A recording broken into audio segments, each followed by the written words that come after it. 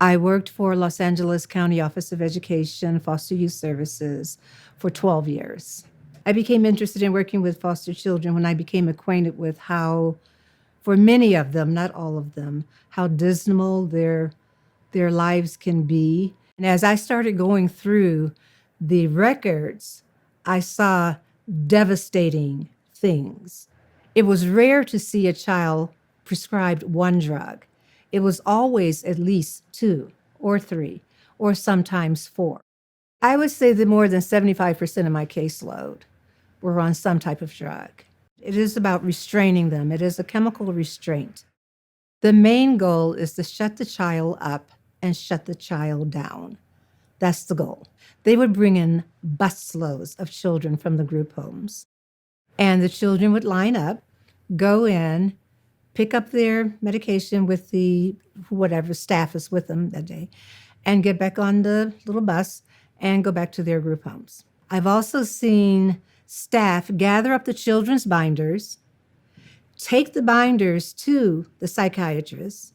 The psychiatrist write a diagnosis and prescribe medication, and they bring the file back to the home, and the psychiatrist never, ever even met the child. It was just fraud written all over everything. What's really unfortunate is that they're reaching farther back. And so now it can be a 4-year-old or a 3-year-old or a 2-year-old. And then my question would be to the caregiver, how can you say that a 2-year-old is bipolar?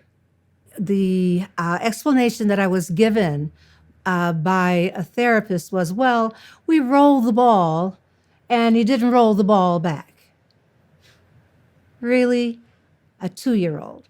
And therefore, you would, in good conscience, prescribe a drug for this child?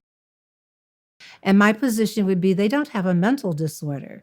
They have regular human behavior that are going on where they are afraid, they are lonely, they are hurt, they are living in this big question mark in terms of what's going to happen to me. They're not mentally ill. Many times the children that I worked with would explain to me that they felt fine before taking the drug.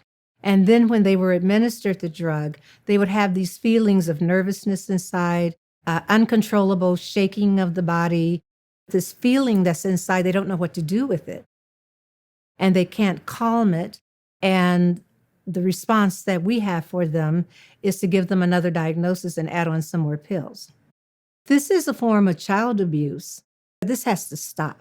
We just can't continue on this road and do this to these children. And then as we find out that they're getting even younger, where some of them can't even talk, they have to have a voice. We don't have time to make nicey-nicey. A child's life is involved here. It has to be a law that says that this is a crime against children. It really is important for society actually to take a stand, to question the validity, the morality, the lawlessness of administering life-debilitating psychotropic drugs to children.